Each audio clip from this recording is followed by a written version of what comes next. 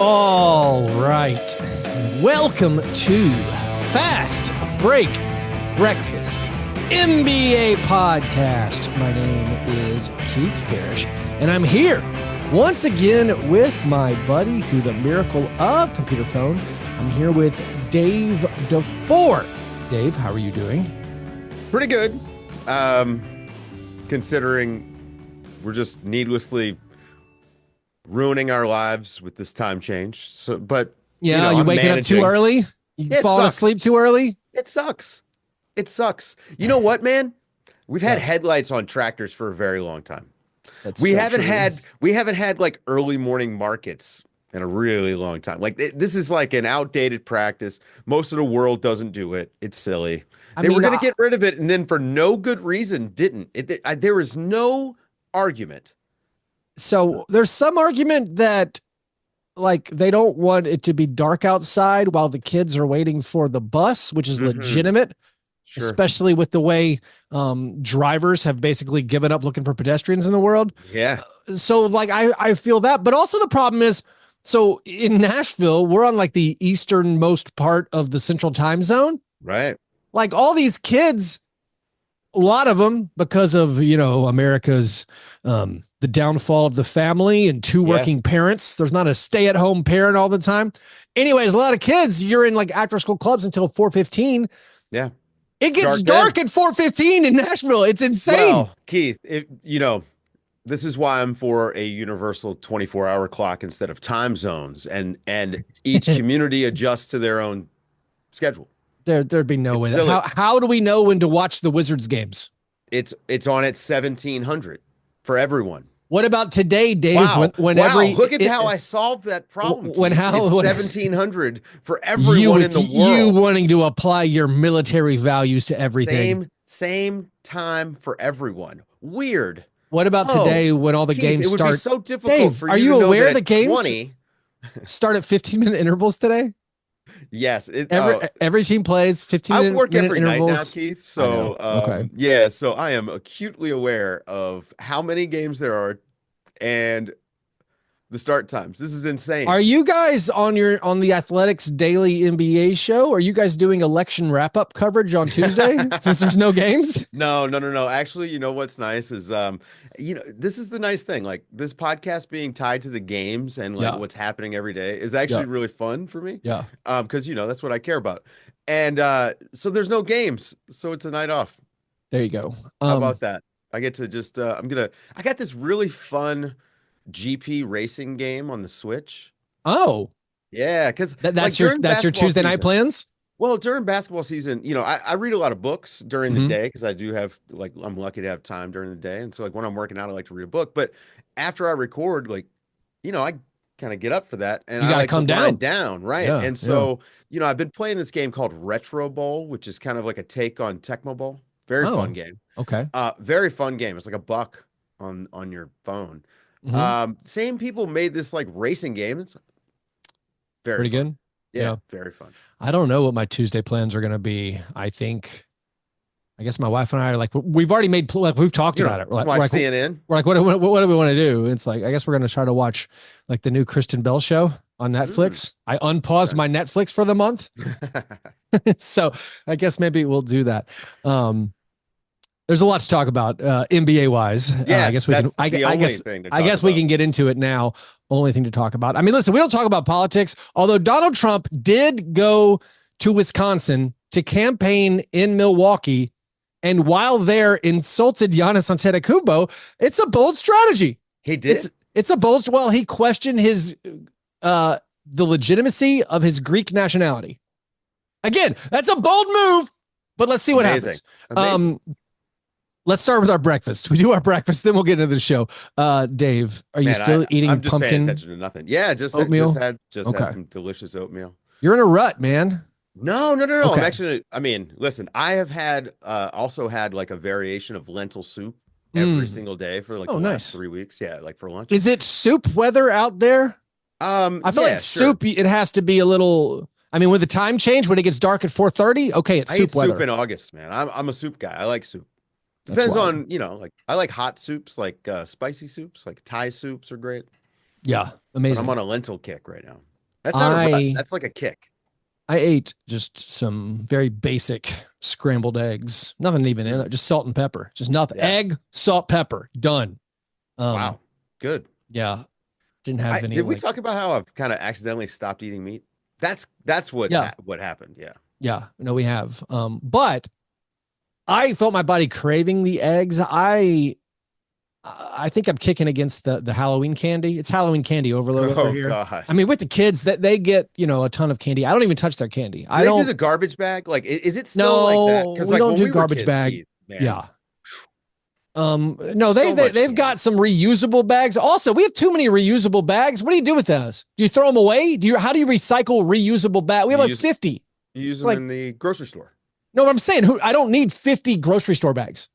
Like every time I go to a store and they're like, hey, we don't do plastic bags. Here's a reusable bag. And now we have so many. And it's like, like water, but we have kids' water bottles. So many of them. And it's like, I don't leave them places, right? I don't want to put them in a landfill. No, they're going to throw them away though. For Thanksgiving, right? Anyways, so take dishes for Thanksgiving, leave the bags. That's just shirking the responsibility. Hey, could you?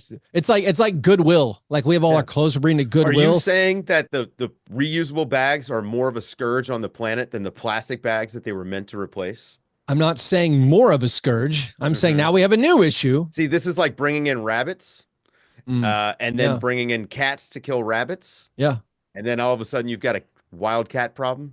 This is an Australian thing. And then you have people whose like jobs are, it's like, oh yeah, the government pays me to fly around in a helicopter and just snipe animals. Yeah, that's my job. There's a magazine. There's a cat hunting magazine down there where they have these huge. This is upsetting, Dave. I know it's insane. Candy. I've been eating too much candy. So here's what happened on Halloween. I don't even touch my kids' candy. Like that's sacred. That's theirs. Will you say Halloween again? Halloween? Did I say it weird?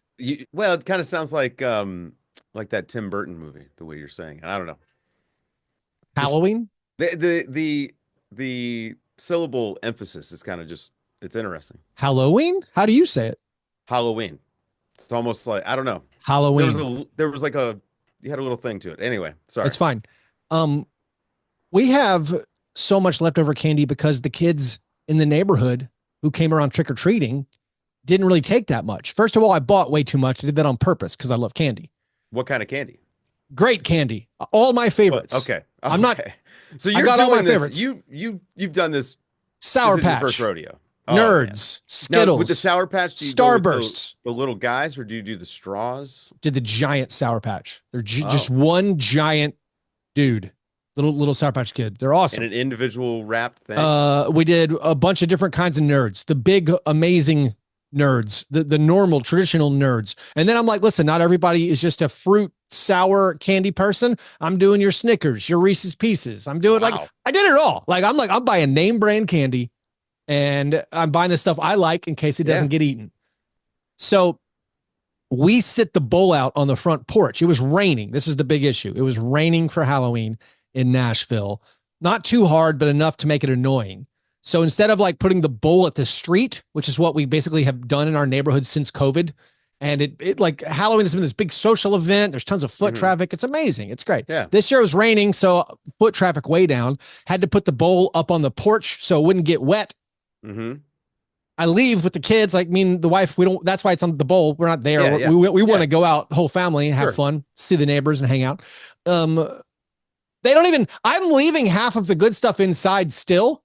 I'm like, I'll refill it when I get back if it's gone. They barely skimmed the surface. So that's like no one took the candy.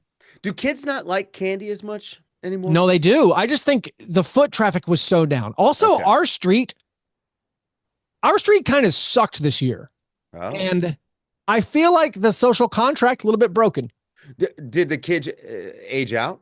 No. I think the homes on our street, lots of them are like, listen, we're just going to turn the lights off. And you're like, all right, fair. That's the deal. If your lights are off, you have no candy. However, I would say conservatively, 40% of them, there's maybe 40 houses on my street. I would say 14 of them, lights blazing, no candy. Oh. Which is just like, what are you doing? That's chaos. It is chaos. Like you're just inviting people to ring your doorbell all night.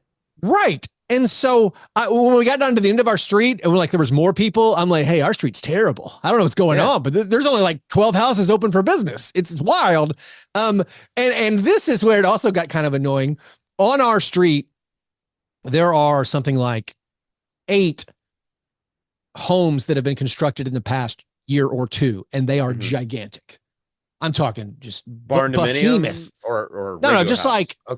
Single family homes that they tore down a 1,200 square foot house and they built a 4,500 square foot house that sold for $4 or $5 million.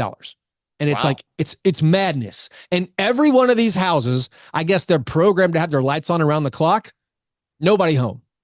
One of them's like a country music singer, big lights on. You go to the doorbell. No, nobody's there. The only home of these new constructions that was open, they had their garage doors open. They were having a dance party with kids in costumes. They had these big screen TVs playing music videos. It looked like a great time. So my kids walk up with some other neighborhood kids. And when they get there, the people inside are like, oh, wait. Oh, does anybody here have candy? Oh, we don't have candy. I'm sorry. It's Halloween. What's wrong with you people? So because of all that, I've had too much candy because there's leftover candy in my house. Also, I ate a lot of it. Thus, I felt my body craving hey, man, you can't have a breakfast. You can't even have a smoothie. You can't even have strawberries. You just need something savory, something salty to cut through what your body needs. By the way, Dave, I thought this might've been the funniest part because of the rain. And again, like that, I said, fewer people putting the bowls out at the street. Actually, you have to go up to the door.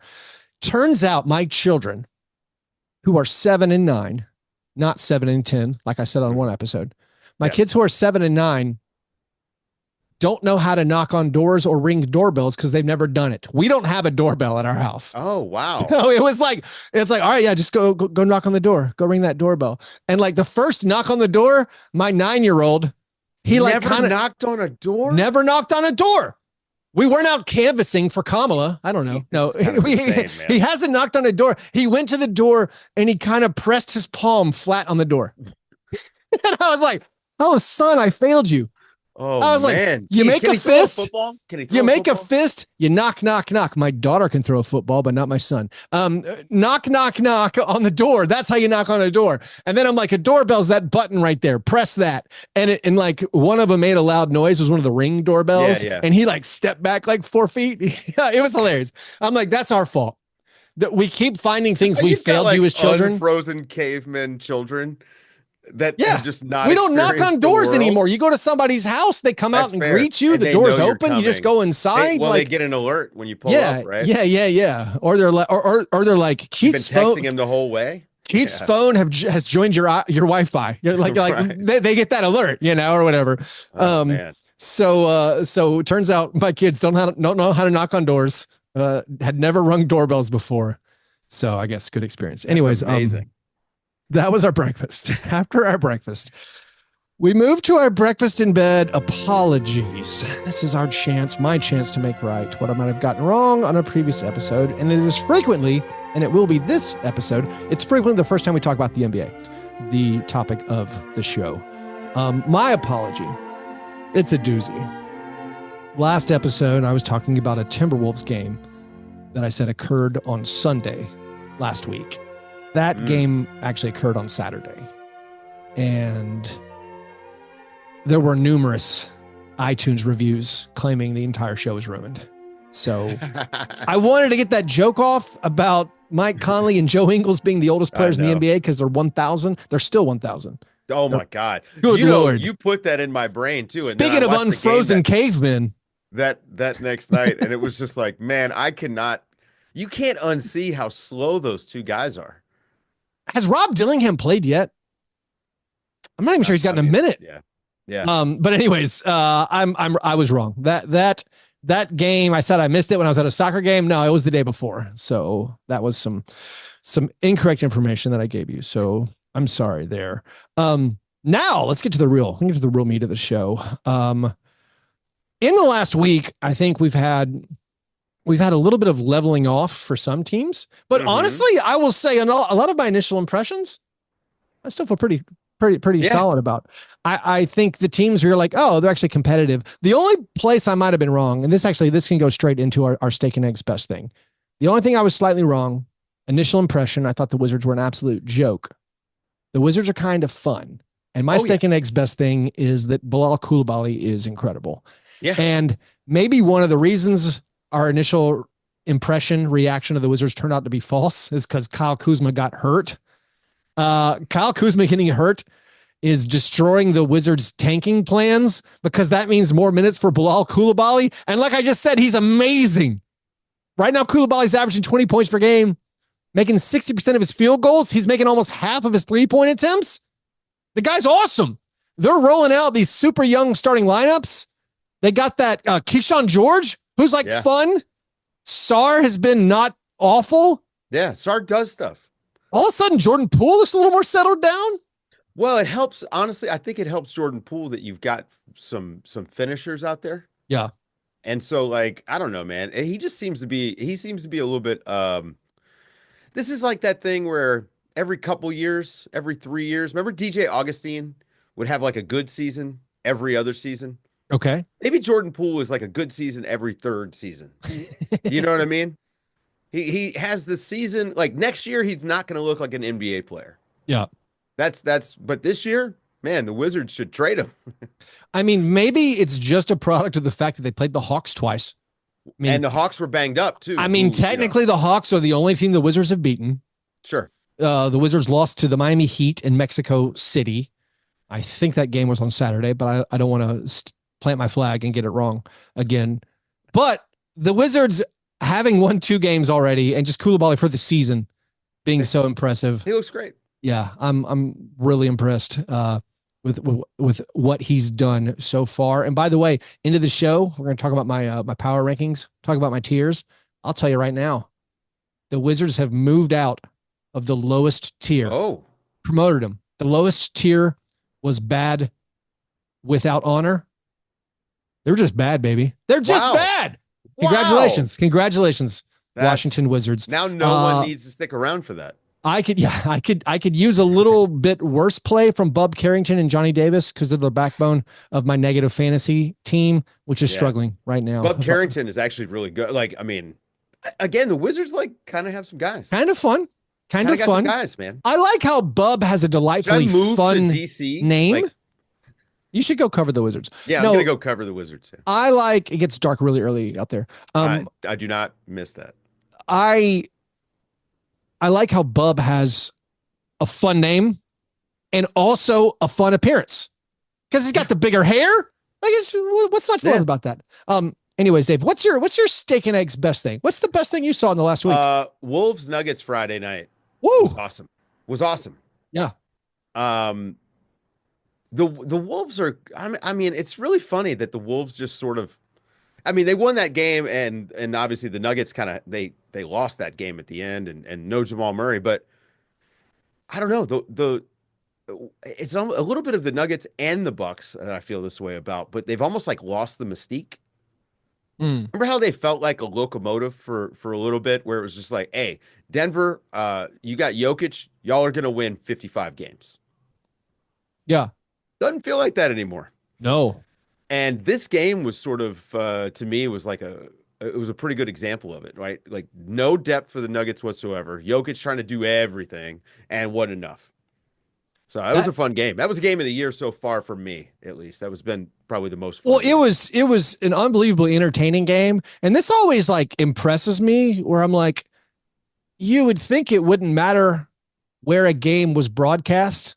The fact that this is an ESPN national game shouldn't matter at all to the actual product on the court.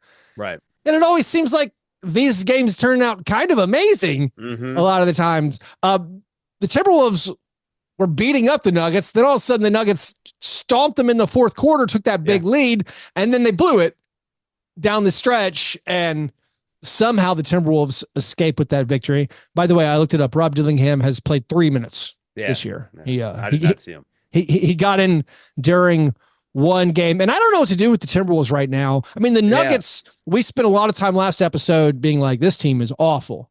Right. And then they won back-to-back games in overtime. They won on the road. And it took like everything they had to get to overtime. Herculean efforts from Jokic to beat the Raptors and Nets in overtime. And then all of a sudden, they're up double digits on the Timberwolves, and you're like, right. Oh, okay, the Nuggets are fine. But then you blow that game, and all of a sudden, it's just like the pendulum. That changes between fine and not fine. And it clearly, you realize the error of your analysis when you say something like that. You're like, oh, if they won that game, you'd feel good. But still, I don't know. Slippery slope. One misstep here. Wolves, with the Wolves, like, I mean, then they lose the next game. The back-to-back to the Spurs. To the Spurs, who are frisky, right? Like, I mean, Wemby has been kind of insane the last few days. So, I just with the Wolves, I probably like it's I reserve judgment. I don't know what to do with them yet because they did just make this trade, right? Like, I think that there's some positives for them. Anthony Edwards just shooting the lights out is a huge deal for them. I don't think it's a good thing that he's the one providing all of their 3-point volume, right? Like that's not what they needed, but they're still trying to sort things out. So they kind of get a little bit of like a grace period. I need like 10 more games before I really can start saying, oh, these guys are mediocre or whatever. Yeah. The Nuggets, though, like, I just don't know where their improvement comes from, right? Like, they already got chemistry. I think, like, Christian Brown's been pretty good, and they have not looked good. So I can't get over all the people being like, you guys, Christian Brown is really good in the starting lineup. He's gotten so much better. And it's like, he's playing with Jokic. When will people like he's a fine player, but I'm pretty sure if you take him away from Jokic, you're gonna be like, oh yeah, he was kind of a Jokic merchant. Oh, by the way, is Kentavious Caldwell-Pope averaging 6 points per game, making 22% of his 3-pointers now that he's left the warm glow of Jokic's orbit? How many has he taken a game? Like 4.5? Not very many. Like yeah. And see, this is what I talked about this, before the season, because I think everyone was overrating that move. It's like, he's a theoretical shooter. Yeah.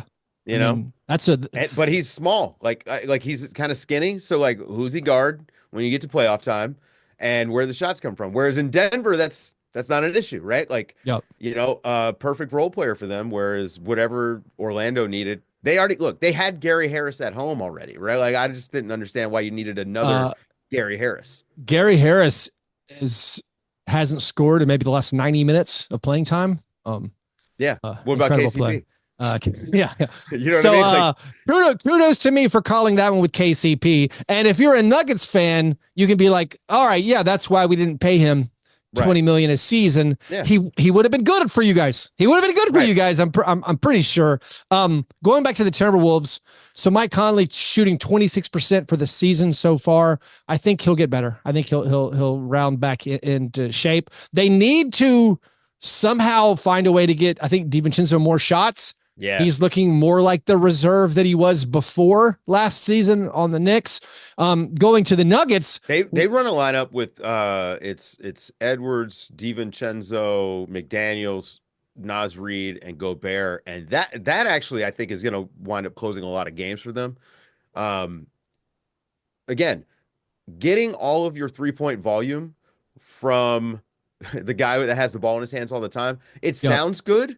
But it really means that, like, he's working for all of those shots. You're not going to get any easy ones. You're not going to get, like, he's not going to get spot ups because the ball is in his hands.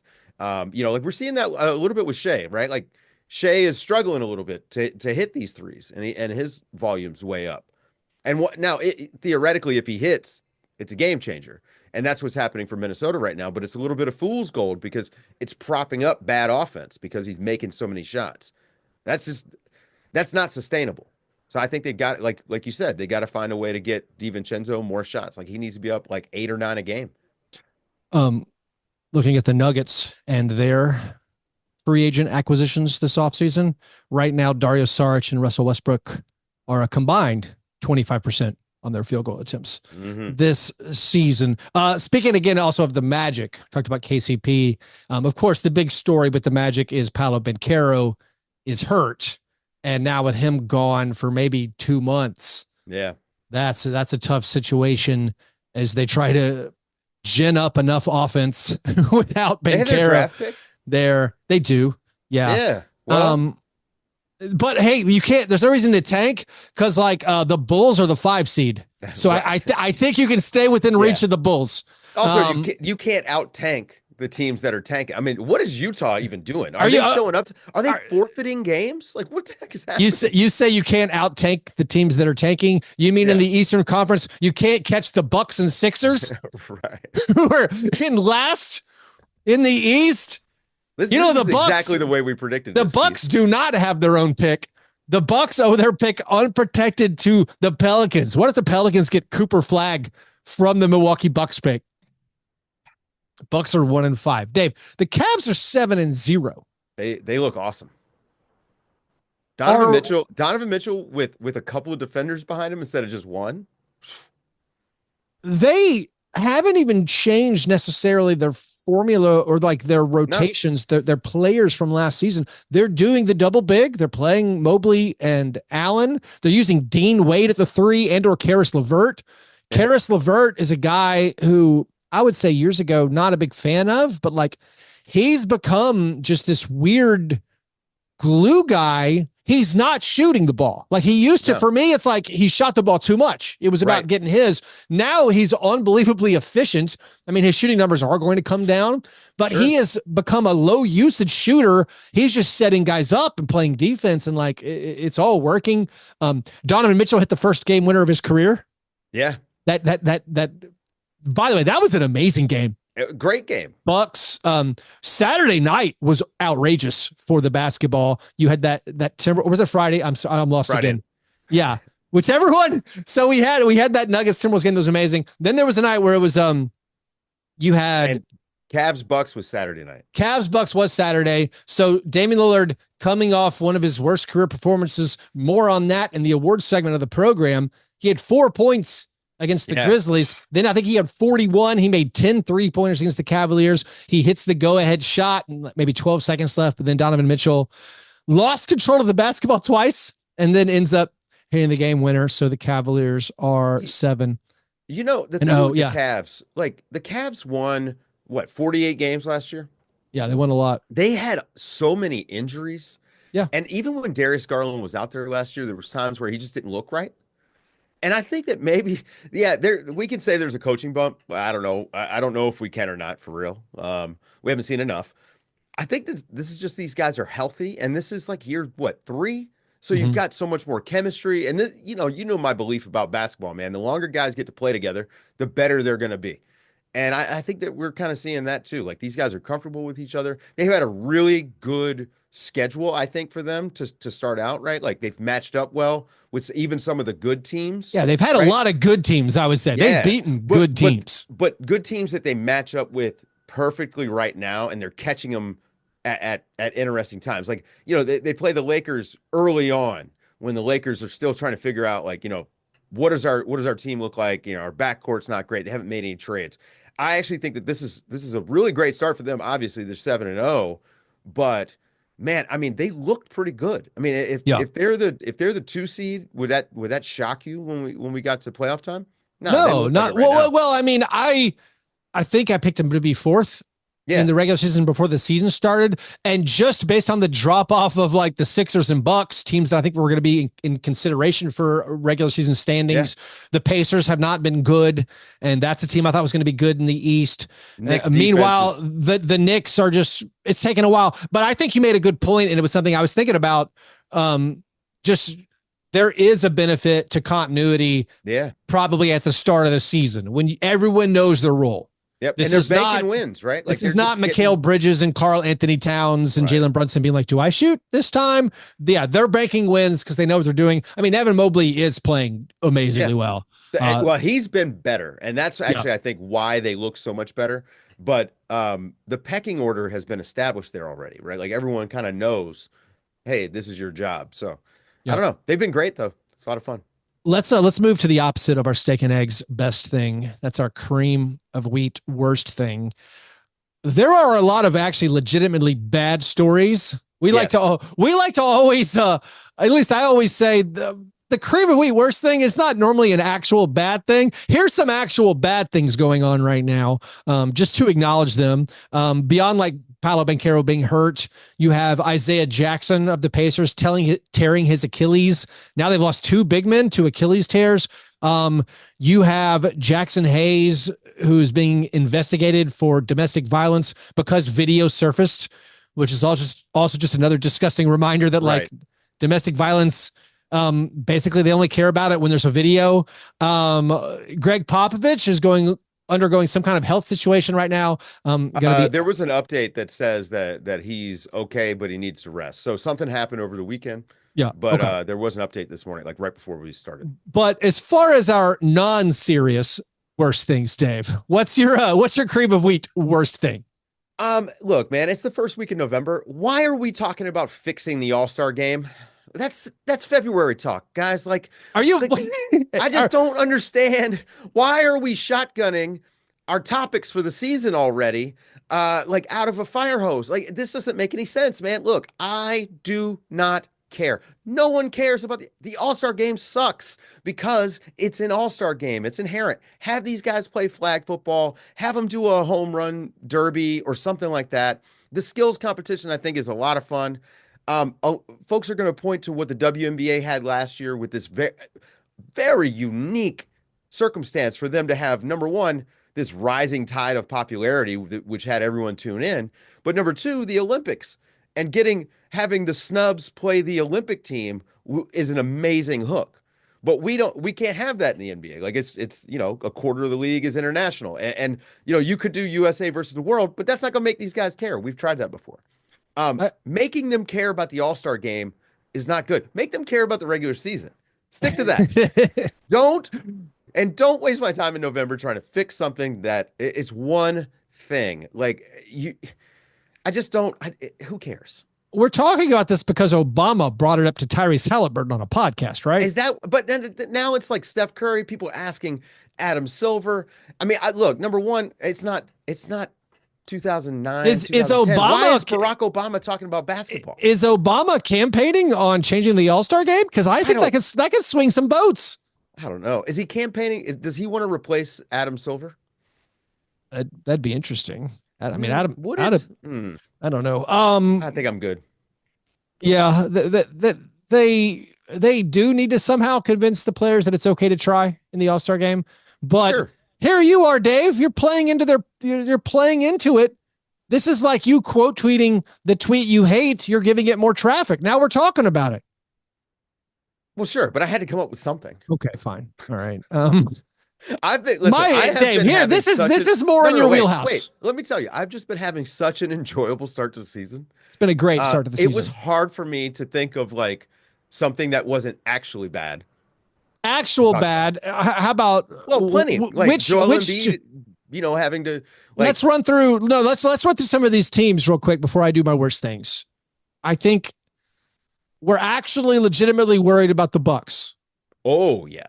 Like they're in for a world of hurt. I think they're going to be fine. When I say fine, I think they're going to make the playoffs. I'm not worried about them not making the playoffs. It's the East. We are. What's our concern level over the Pacers? Well, I mean, you know how I feel about the Pacers. So, losing like rotation bigs, that's rough for them already. I don't know, man. I didn't think they were really all that good. Okay. Nuggets, we're still reasonably concerned. I think we're about right on the Nuggets. Like we kind of know that this is not a title contender. Mm-hmm. I don't think they're a conference finalist. Like it would be a hard road for them to get there. Like I think 3 or 4 teams are more well suited to make a run come playoff time. I don't know if there's any other teams that we were expecting to be really good that were that. I mean, I guess you talk about the Sixers. We can get to that in a second. The Sixers, I mean, and the Sixers are Paul George is supposed to play today on Monday. So what are you supposed to do with their situation? Here's my worst thing. This is more in your wheelhouse, Dave. The Vince Carter retirement ceremony. We've talked about it so much. Listen, it was a lovely ceremony. I have no issue with the ceremony. The Raptors that night, they actually gave the fans a victory. Mm-hmm. They defeated the Sacramento Kings in overtime. By the way, the lower bowl was like basically 2/3 empty. for the end of the game? Everybody went home after the Vince Carter thing? Well, they were quitting on the team like he did. Yeah, right. No, I'm not going to make any Vince Carter jokes. I was looking at the schedule. The Kings beat the Hawks the night before in Atlanta. Mm-hmm. So I was thinking, all right, the league, did they do a schedule win for the Raptors for Vince Carter retirement night? Like they bring in a team on the second night of the back-to-back? That doesn't seem okay. They stacked a deck. They stacked a deck, did they not? Maybe. I mean, honestly, think about this. The Bucks played the Celtics the first time on a Monday night. Yeah. On the second night of a back-to-back. Yeah. A Sunday to Monday back-to-back. It used to always be, by the way, there's a ton of Monday back-to-backs today because every team plays on Monday. But like it used to be back in the day that like I thoroughly believed at the end of Kobe's time on the Lakers. Yeah. They gave the Lakers the easiest schedule to start the season because they needed the Lakers to get off to a good record because they were going to be on national TV all the time. Right. And it was like they're playing rest advantage games for like the first month of the season. I don't know if they still do it. But this one I was like, they scheduled the Kings. I mean, if you really wanted to give them a sacrificial lamb team, it would have been an easier squad on the second night of a back-to-back. I mean, it was purple versus purple. That looked good. Mm-hmm. The Raptors wearing the throwback jersey or the throwbacks, and then the Kings wearing purple. Here's By another. the way, the Vince thing was nice. Great ceremony. I watched his speech. It was great. I mean? If Yeah.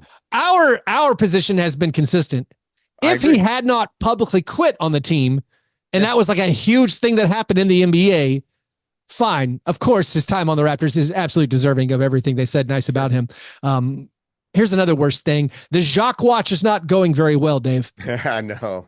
The Jacques watch that Bronny jumper. I was man, Bronny James made a shot. The first thing I thought of. I thought he could go a while. And then Jordan Walsh was out there for that. I mean, he was just chucking, and he hit a few. So the Jacques watch is where we keep track to find out if any player can match Jacques Vaughn's record-setting 0 for 22 start to a season, where he missed his first 22 field goal attempts.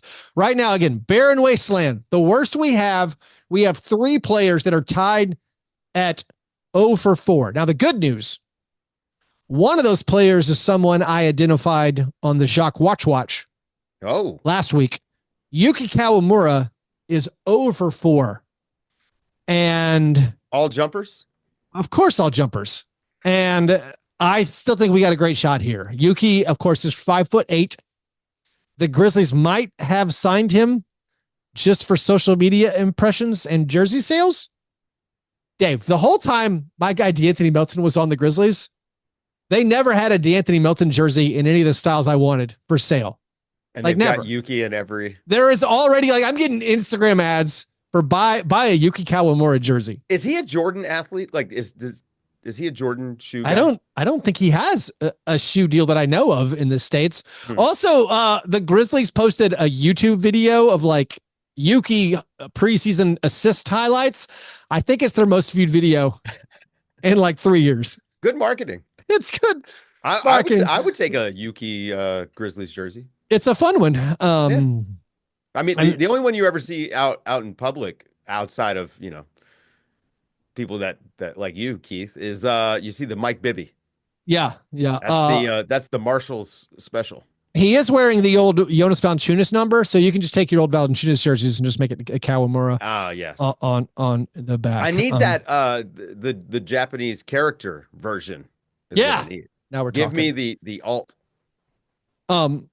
Let's answer some listener questions, Dave.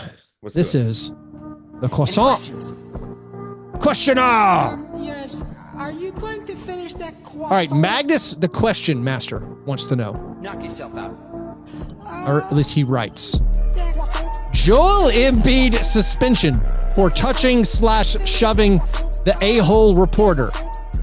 Over under the number of games Ja Morant got for making Adam Silver look bad. I'm gonna say under. Well, I mean, clearly under. I mean, Ja got 25 games for embarrassing the commissioner by posting an Instagram video holding a gun after he promised he would no longer post Instagram videos holding guns. Let me ask you a question. Yeah. What if that suspension, if he could have done it in 5-game increments? Like Jaws? 5 games here, 5 games there, almost like a work release sort of thing, like where he can play 5 games, sit 5 games. Oh yeah, like when KCP could only play games in Los Angeles. Like think about like if you had paternity leave, right?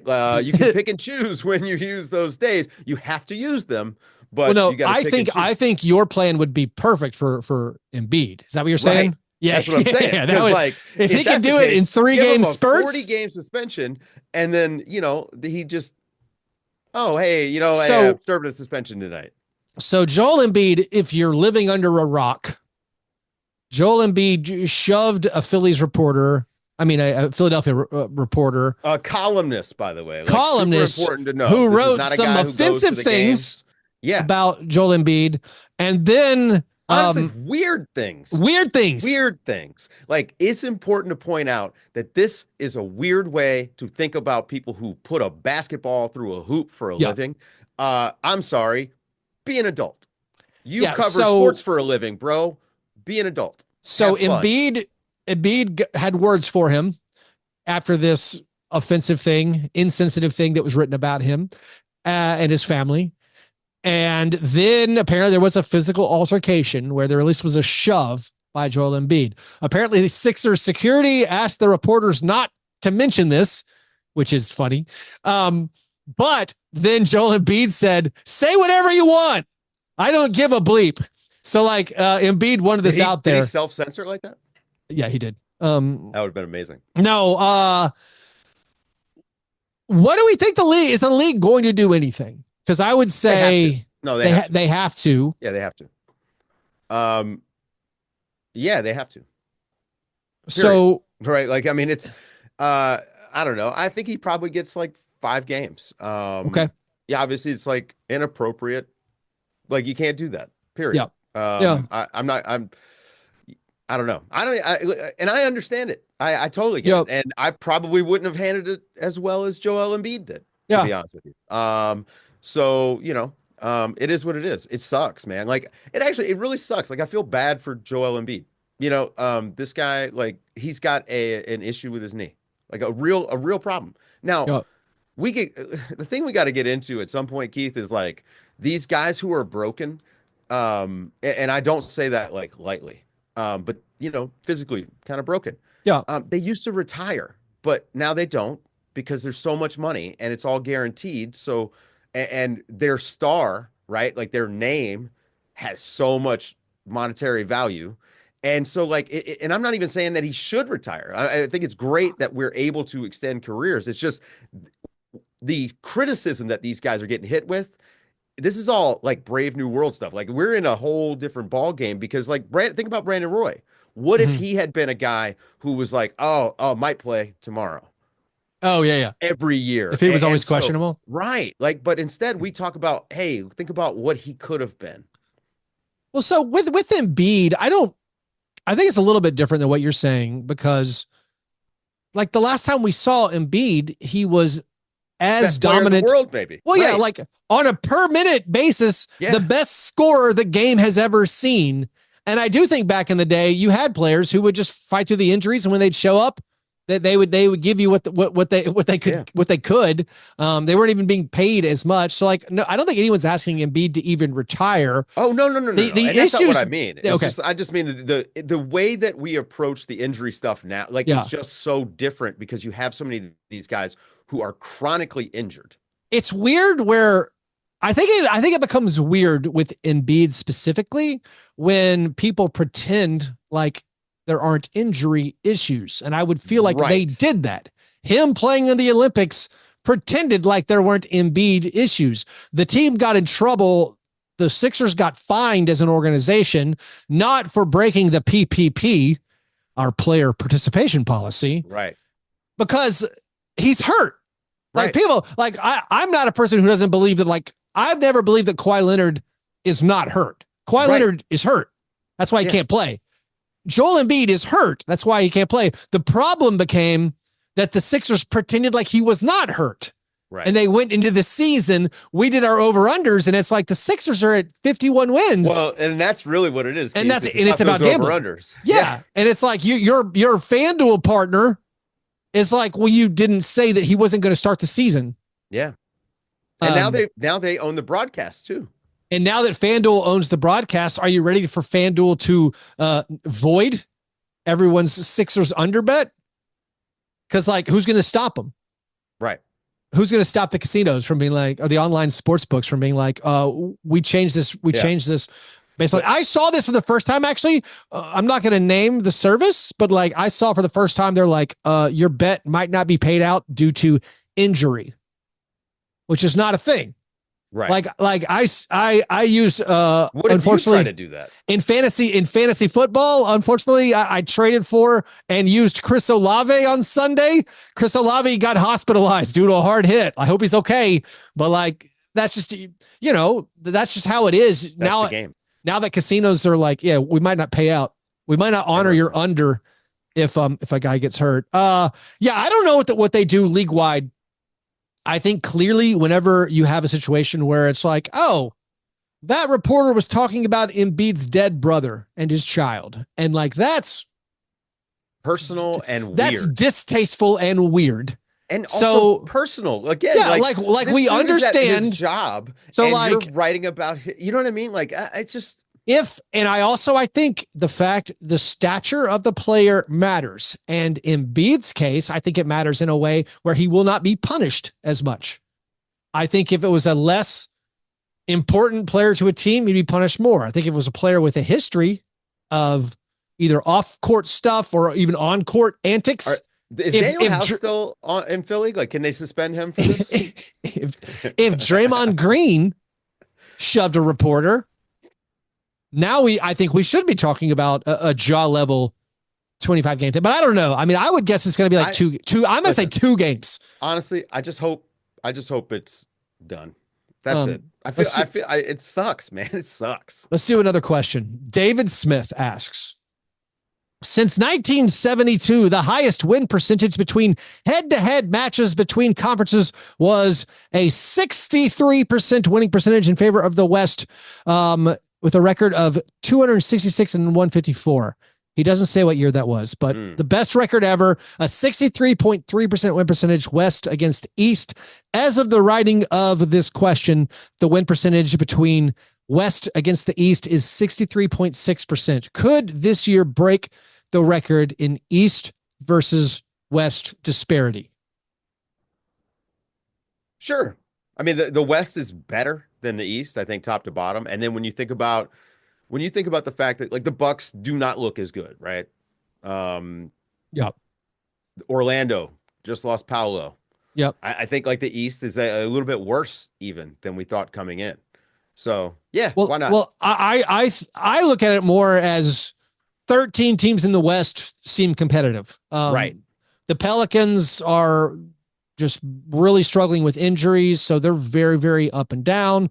But I still think the Pelicans are a better team than like the Pistons or the Raptors or the Nets or Hornets, the Wizards. Hawks. And like, I'm not sure what to make of the Hornets yet. I kind of don't believe in them. And then you see the Sixers and the Bucks are way down at the bottom of the standings, and we assume that's going to change eventually. Right now, only the Jazz are humiliating in the West. The Right. Trailblazers, they're 2-5. So they're kind of what we expected, but they still have talent, and they're a little bit of a weird team. But like right now, the Jazz are just oh my God, what are you doing? Not trying. Like, by the way, the listener question last week, who's going to be the last team to win? It took us a while, but we got there by naming the Jazz when we started looking at the schedules. The Jazz aren't going to win. Maybe today, podcaster jinx, somehow they find a way to win, but like their schedule, it's like, they're not going to play anybody. And like Cody Williams can't make a shot. Keontae George can't make a shot. They're a mess. So yeah, I do think,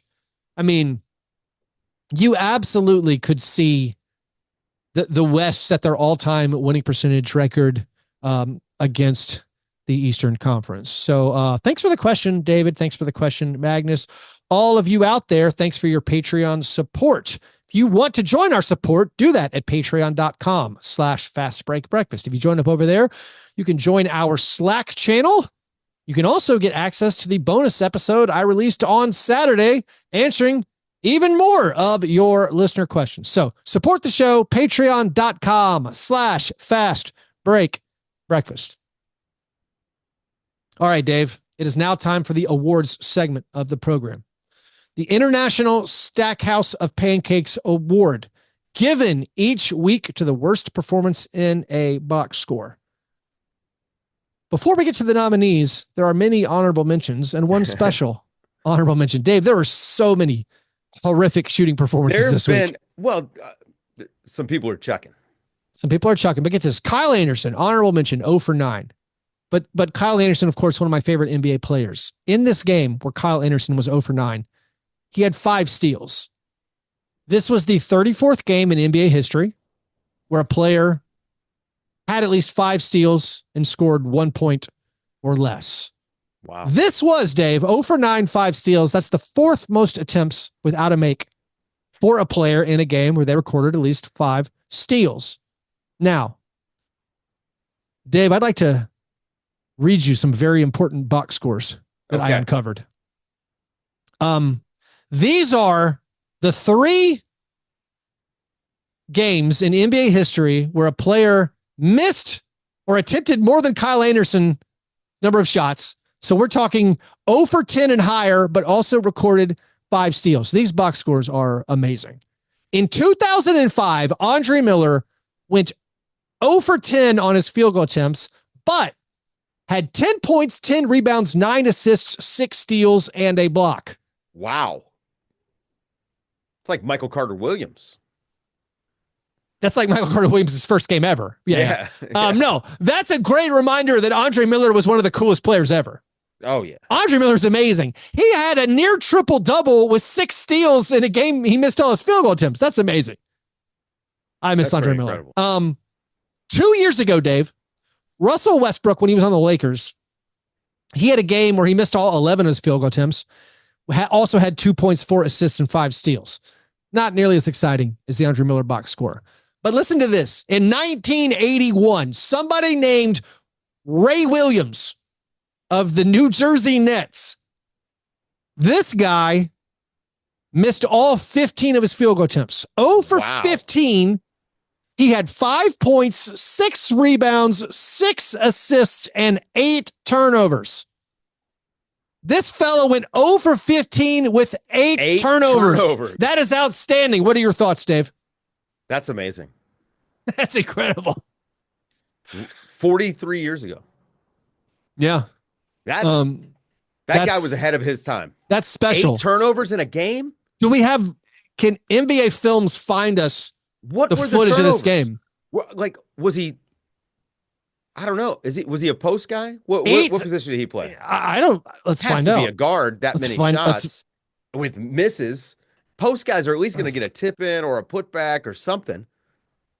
This guy played. Guard.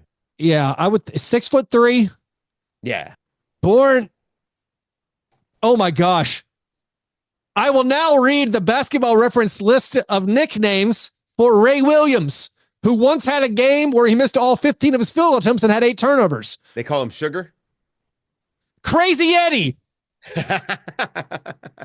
The Big Apple Turnover. Oh, no. Boom, boom. And also Buttersworth. I need to know everything about this man. The Big Apple Turnover for a guy who had an 0 for 15 with 8 turnovers. He went to Minnesota.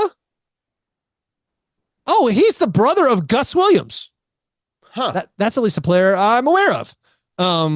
Wow. So crazy Eddie Williams, the Big Apple Turnover. That's 15 amazing. Missed shots and 8 turnovers in a game where he also recorded 6 steals. I wish I was watching basketball and had League Pass in 1981. What was the date of that game? Now you've asked me too much information. I don't have it pulled up in front of me. No, I have it. Here we go. December 28th, 1981. All right. Well, we were alive, or I was alive. Yeah, I was alive too. All right. So all of that was in honor of Kyle Anderson going 0 for 9 with 5 steals. Our other honorable mentions this week. Jake LaRavia, Corey Kispert, Gary Trent Jr. Those guys went 1 for 10. Fred VanVleet and Jalen Green in different games went 2 for 13. Jeremy Grant, LeBron James went 3 for 14, and Luka had a 5 for 22. Our actual nominees for the award this week. Trae Young went 2 for 15. He did have 14 points and 13 assists, had 8 rebounds, a steal, a block, 6 turnovers, 3 fouls. Damian Lillard in that game against the Grizzlies, he was 1 for 12, 4 points, 6 assists, 2 rebounds, 1 steal, 1 turnover, 3 personal fouls. Malik Beasley, no longer Dame's teammate. Malik Beasley went 1 for 12, had 3 points, 1 assist, 1 steal, 1 turnover, 1 personal foul. And then Marcus Smart, before twisting his ankle, he's now week to week, along with Desmond Bane. Marcus Smart went 0 for 11. That's our biggest 0 for of the season. 0 for 11, 1 point, 7 assists, 4 rebounds, 2 steals, 2 blocks, 1 turnover, 3 personal fouls. So we have Trae Young, 2 for 15 with 13 assists. Damian Lillard, 1 for 12, 4 points, 6 assists. Malik Beasley, 1 for 12, 3 points, 1 assist. Marcus Smart, 0 for 11. Otherwise, a box score that would make Crazy Eddie, the Big Apple turnover, proud. What I'm do you on the think? fence between Dame and Trae. You're Dame, ignoring Marcus Smart's 0 for 11? Yeah, well, Marcus Smart, it's not his job. Okay. Dame is like, man, what is your job? Now he came back and he had a 41-point game, but Yeah. So what is your job if it's not to hit shots and score, especially because you play with Giannis? So I think the problem we run into here is one that I wrestle with a lot. Mm-hmm. When you consider the expectations of the player, Right? like Malik Beasley's game on just its merits is worse than Damian Lillard's game. Right. And Trae Young, 13 assists, 8 rebounds. I'm throwing Trae out. Right. So I feel like Malik Beasley's game is worse than Damian's Lillard's game. Meanwhile, Marcus Smart had a better game. My history has always been to default to the biggest offer, though. Right. So I lean Marcus 0 for 11, but you make a good point that he did everything else. So also, I mean, hard. listen, and it's only the box score, but I watched that game. That is the rule. We cannot bring in what actually happened in the game. What I need is what was the box score looking like on the other end for Dame? Because as bad as he was in this game offensively, man, he was just as bad defensively. So I'm going to go with Dame. Okay. I think we'll do our first split. I'll go with Marcus of our first split of the season. Congratulations, Marcus Smart and Damian Lillard for both tying for this week's International Stack House of Pancakes Award. All right, Dave, finally, let's update the tiers of the teams. Right now, I think everyone agrees the best. Well, actually, who's your third best team? I want to ask you that because I think everyone agrees right now the Celtics and the Thunder are still the teams to beat. Meanwhile, you have the Cavaliers that are 7-0. When I released my bonus episode on Saturday, I still had the Mavericks ahead of the Cavaliers. I think the Mavericks are better than the Cavaliers. Still, what do you think? Would you consider the Cavs to be on the same level and like that? Just like I don't think of them as a finals contender, and maybe I'm wrong there. Yeah, the Cavaliers. I mean, the thing is, the thing about them is, I think they've got kind of the makings of a finals contender, right? Like they've got a guy who can take shots. They've got a high level defense. They've got multiple ball handlers. You talked about Karis LeVert earlier. Mm-hmm. I think so far they've been the third best team, right? And then the Warriors, but with no Steph Curry, you can't even entertain that thought. So I haven't gotten to the Warriors. So the Warriors, kudos to me. 5-1 and have been smoking teams even without Steph Curry. Yeah. The Rockets Warriors game, by the way, I couldn't tell you if that was on Sunday, Saturday, or Friday, but it was an amazing game. Amazing. Just the unleashing of Tari Eason and Amin Thompson, something I think a lot of us League Pass junkies have been waiting for. What you say? Trade for Dylan Brooks. I mean, Dylan Brooks, he wasn't the one. He was not the one losing playing time. Şengün was losing playing time. Well, that's a. I mean, Şengün has had a either, I don't know if it's an ice or a heater. He's had a wrap on his back at all times he sits on the bench. So maybe Şengün is not healthy. Şengün looks incredible when he plays. Yeah. But then you had this game where the Rockets erased a huge lead. Eason had a box score for the ages. Yeah. Quarter, he's been not closing games for them anyway. Şengün. Yeah. I think Tari Eason is just, that guy's, he's just screaming. Give me more minutes. Yeah. How do you not play him? Right. He's a guy when he's out there. You're like, how do I can't take that guy off the court. Yeah. If he can stay healthy. I mean, I've loved that kid in the draft. He's just this Swiss Army knife guy. Yeah. I just feel like he's got to play more. But back to the tiers. Yeah, I think the Mavericks. If you put me in had me pick a 7-game series between the Mavs and the Cavs, I'm going with the Mavs. Yeah. Okay. Like that's Luka that's my answer so too. I'm with you. That's how I think about the power rankings in that situation. So then, like the next bunch of teams, the Suns have had a great start to the season. We got the Suns and the Knicks. I don't know what to do with the 76ers. Then after that, we talk about the Warriors. I'm not ready to move the Warriors up because then after that, we're talking about the Timberwolves who are 3-3, and then the Kings are 3-3. The Nuggets are 3-3. The Lakers are 4-2. Maybe they deserve consideration there. At this point, I'm like, I don't know what you do. Like who's the next? Like, who's your 9th best team or something in the NBA? Like, are we talking? I don't think it's my Grizzlies. Are we? Is it the Rockets? They're 3-3. Like the Heat, maybe the Heat are 3. So this is what I've always called it the competitive fray. I'm not moving anybody up or down. All my tiers have basically stayed the same after the week 1. But the team that I've moved up, the Chicago Bulls. I'm moving the Chicago Bulls up. I had the no. I had the Chicago Bulls at bad. I'm moving them up to ceiling play-in. I think they're competitive. Maybe not. Yeah. Maybe this is going to age terribly. Maybe it's just because they came back for 20 points down to beat my Grizzlies, but then they also repeated the trick against the Magic. I think Zach LaVine looks good. He does. He looks great. I mean, he's playing hard, and like Josh Giddey is like he's fitting in just fine. They found a way to play all those guys. Like Kobe White is a good player. They're still playing Ayu Dosunmu. Like it all kind of makes sense a little bit to me. Don't hear what I'm not saying. It all makes sense to me for them to win 36 games, which is not something I thought they could do. So like, I'm like, all right, I've now upgraded you into this like Hawks tier of where you're like, all right, ceiling play-in. Good for you. No, the other teams, who did I say? What I moved the Wizards out of bad without honor to bad. To bad. I've also, let's have a ceremony. I've also moved the Brooklyn Nets. Same situation. That team is tough. You are not bad without honor. You have been promoted to bad. Keith, now I tried to say this all summer. I was like, listen, they've just got too many players who are actually NBA players to be as bad as people think they are right away. Yeah. They just have too, like Cam Thomas, man. If I'm like Denver and I'm seeing Cam Thomas. You said that last week. I know. What's the Cam Thomas trade? I don't know, but they just need some points off the bench. Like I'm hitting up Brooklyn right now because they don't want to be good. These guys, I mean, December, January, once you get into the trade window, Brooklyn's gonna be fascinating to watch. So Cam Thomas makes they're nothing. Too good. Yeah, I know. So like anybody could trade for him. Yes. And he can score. He literally does the most important thing on the basketball court that you need coming off the bench. And he's in Brooklyn where he plays, right? Like it's not like they're benching him.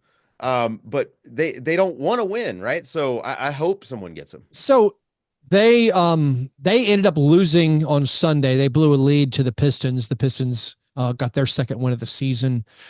When I watch Cam Thomas play, and I've actually seen a lot of Nets games this year, he has the reputation of being a black hole. Yeah. And like, that is not at all the vibe I get from him, at least this season. Like, he's a guy that his teammates are like, do your thing, man. Like they love him, and he delivers. And the other team can't stop him. Yeah. He's not out there grifting either, man. Like he's actually fun to watch. Ethical buckets. I want to see Cam Thomas play on a good team. I mean, better than this one, at least. I think that would be a lot of fun. So what would the Nets trade him? What's the price? I'm assuming they want picks. Yeah, like 2 first rounders. Yeah, but I mean, would that get it done first? I don't think. Well, what would the Nuggets be able to? Do the Nuggets even have 2 movable first round picks? Who knows? Yeah, I don't have the sheet up. I'm trying to figure out like what's something that you would offer because it feels weird to give them away for just 1 first round pick. So yeah, I don't know. Like, I wonder if OKC just gets Cam Thomas to come off the bench. I mean, dude, they could just get everything. They would need. I mean, that would be great. Wouldn't for that them. crush? Alex Caruso's not making. I mean, I know he's there for defense, but he hasn't made a jumper. Basically, yeah. It seems like they need one more. Like, if you could turn Isaiah Joe into Cam Thomas. I mean, Isaiah Joe's a good shooter, but he's not Cam Thomas. No. Yeah, I wonder. This is like you get the shopping catalogs for Christmas. You know, I got my Lego catalog. I get my Target, my Amazon catalog. I want the Nets should send out a catalog with the prices. What would you give up for Cam Johnson? For Cam Johnson, I'd give up so much. I know. In the offseason, I was like, could we not get a 3-way where like we send Marcus Smart to the Bucks? Like, Doc Rivers would trade for Marcus Smart in a heartbeat. I'm like, let's give Marcus Smart to the Bucks. Let's give the Grizzlies Cam Johnson, who I want. And then what do the Nets need? A matching Bobby Portis, a little Pat Connaughton, and then what? Who's sending the pick? I assume the Bucks, if they could move something, they would move a pick to get Marcus Smart. They don't have picks. I know. And that's where I was sad. They don't have even young players because they keep drafting AJ Johnson or Marshawn Beauchamps. I wanted to trade Marcus Smart for Cam Johnson in the offseason with no picks attached. Now the Grizzlies might be underwater on Marcus Smart. Like, you can't trade him for anything. No, I give up a lot. No, but the Nets need to send out a catalog. They're like, do you want Dennis Schroeder? Do you want Dorian Finney-Smith? Would you like Cam Johnson or Cam Thomas? Here are the prices. They've got good pieces, man. They don't have Lonnie Walker, and Lonnie Walker signed overseas. The Lonnie Walker free agent dream. Wait, he signed in Zalgiris? I leave it to you to know. I just saw he wasn't signing. I coached in that arena. It's great. Nice. The rest, I will say, as far as the rest of my power rankings, not very much moved. If you want more details, go listen to the episode I posted over at patreon.com/Fastbreak Breakfast. The one thing I might be the most need to change is the Spurs right now sit at 3-3. Their offense is awful, but their defense is actually great. Victor Wembanyama played a not very good game the other day and had a 5x5 in that game. Yeah. He had a 5x5 in a game where you weren't like, he shot 13 threes. That wasn't his best. He now has the two. This is up to there's a social media account called NBA Crazy Stats. They pointed out that Wemby now has the two quickest 5x5s ever, as in the fewest minutes played in 5x5s. So he has two 5x5s in his career. In his first 70. Something games. Yeah. So the Spurs are 3-3. I had them as just bad. And I'm good chance I'm wrong there. Play in? They've beaten the Timberwolves and the Rockets. Yeah. They also beat the Jazz, which doesn't really count. That was the 5x5 game. So I don't know. Spurs, you are now in my, alert. An alert has been set. Are we kicking you up to the play-in ceiling tier? That's something I'm watching on this coming week. Anyways, thanks everybody for listening to the show. Again, if you want to support the program, you can do that at patreon.com/fastbreakbreakfast. You can also buy League Pass through our affiliate link. I will put that in the show notes. If you haven't bought League Pass yet and you want to, or if you're going to, just use that affiliate link. That's an easy way to support the show. Anyways, you guys are the best. Thanks for listening. And remember, breakfast is the most important thing.